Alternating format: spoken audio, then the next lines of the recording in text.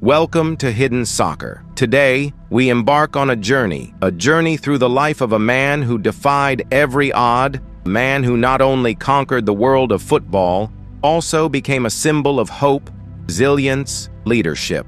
This is the story of Didier Drogba. Didier Drogba wasn't born with fame or fortune. He was born on March 11th, 1978, in Abidjan, Côte d'Ivoire, a country full of life, promise, and uncertainty. His parents, both highly educated, had dreams of a better life for their son.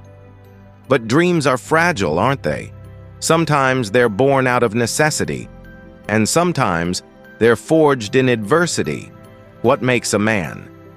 Is it where he comes from, or the fire that burns within him? You know the goals. You've seen the trophies. But do you really know the full story? Didier Drogba wasn't just a footballer. He was a bridge between war and peace, between pain and unity, between a broken nation and its rebirth. But what does it really take to heal a nation? Could one man truly have the power to change the course of history? At just 6 years old, Didier Drogba was sent away from his home, not because he wanted to, but because he had no choice. Ivory Coast was collapsing. The country was torn apart by political and economic chaos. His parents sent him to France alone, to live with an uncle who played football for a living. Can you imagine how that felt for a young child? Alone in a foreign land, speaking a language he didn't understand, crying himself to sleep every night. But there was something that kept him going: football. Football became more than a game for him. It became his identity, his power. It was survival. Could you have faced such adversity at that age and still rise up? By the time Drogba was 22, he was working during the day and training at night, injured, overlooked, forgotten by most. But did he stop? No. He kept playing. Not for fame, not for glory, but for his family. He sent money home every month, even when he barely had enough to eat. He was carrying the weight of his loved ones on his shoulders, long before Chelsea ever came into the picture. How many of us would sacrifice so much for those we love? Would you have kept going, despite the odds? When Drogba finally made it in France, people saw the goals, the strength, the presence on the pitch. But what they didn't see were the quiet moments. The man who stayed after training to clean his own boots. The man who visited children's hospitals alone, without cameras or media attention. The man who played through pain and injury, because he had a country watching. Isn't that the true measure of a hero? Not the spotlight, but the sacrifices no one sees. Then, at age 23, when most players were securing their first big contracts, Drogba was still struggling to make ends meet. But fate had other plans. Guingamp, a modest club in France's Ligue 1, took a chance on him. It was here, in a small town, that Didier Drogba's dream began to take shape.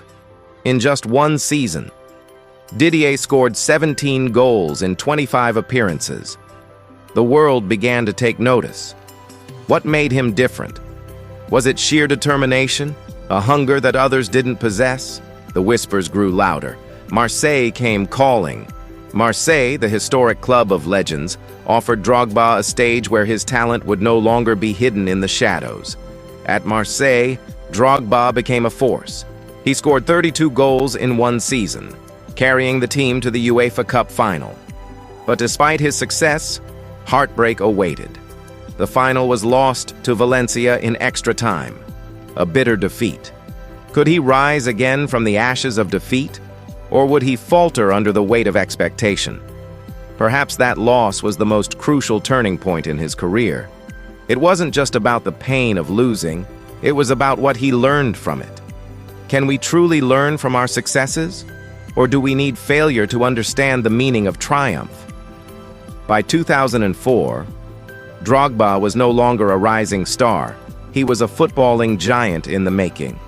Chelsea, one of England's biggest clubs, took the plunge and signed him for a record £24 million. At the time, many questioned if Drogba was worth such a hefty price tag. He was branded a diver, a flop, an expensive mistake. What happens when the world doesn't believe in you? How do you respond to criticism when it's not just on the field, but all around you? But Drogba didn't buckle. He thrived. He didn't just play football. He became Chelsea's talisman, embodying everything Chelsea stood for: power, determination, and an unyielding drive to succeed. His performances year after year cemented his status as one of the Premier League's greatest forwards. Drogba wasn't just a striker, he was a leader. He led by example. He scored crucial goals when it mattered most. He carried Chelsea to 4 Premier League titles, 4 FA Cups, and 3 League Cups.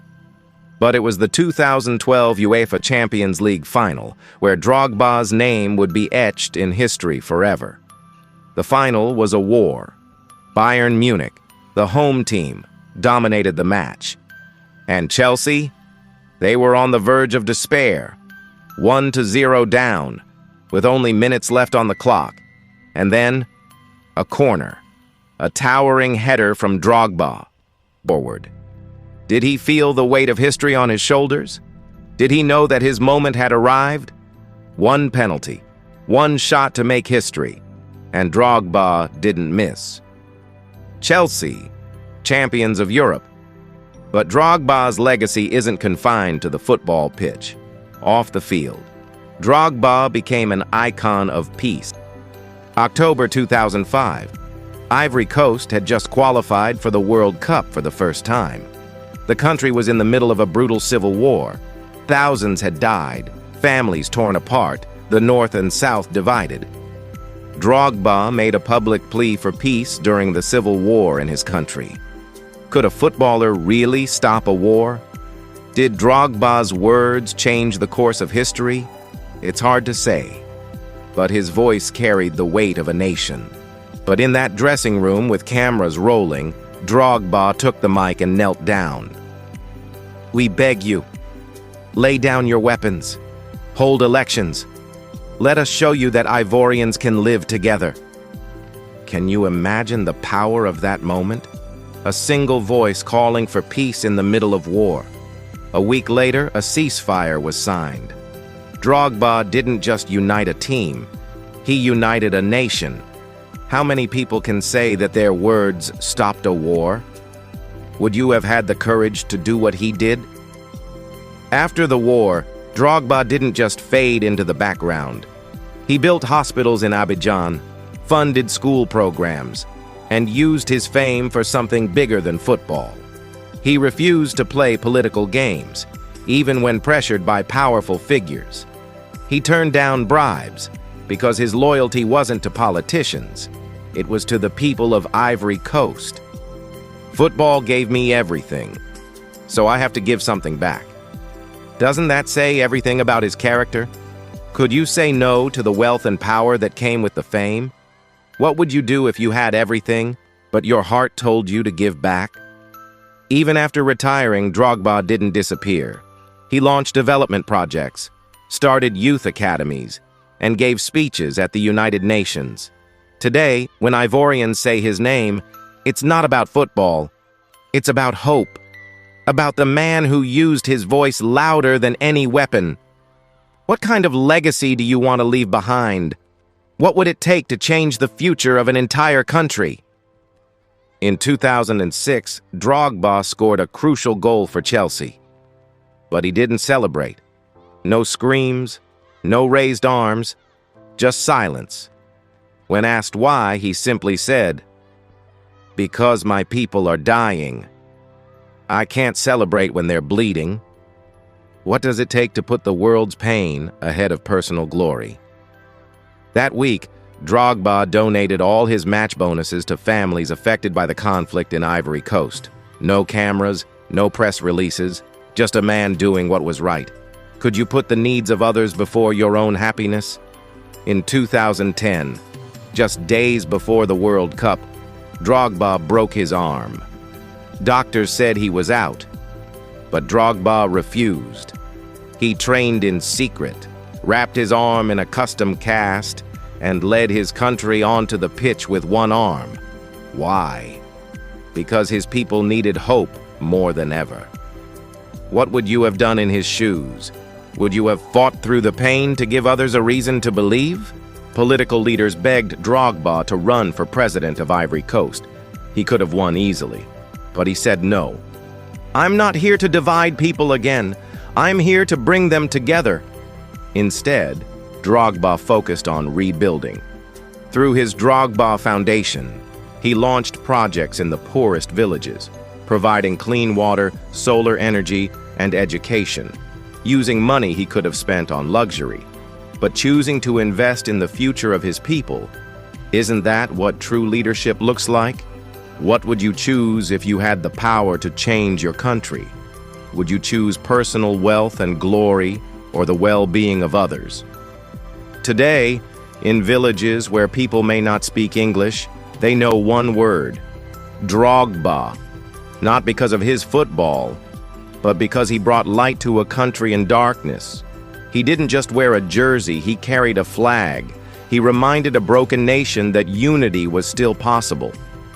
Could you imagine having such an impact, leaving a legacy that lasts far beyond the pitch? His career took him around the globe, from Turkey's Galatasaray to China, and eventually to North America. He didn't just play football.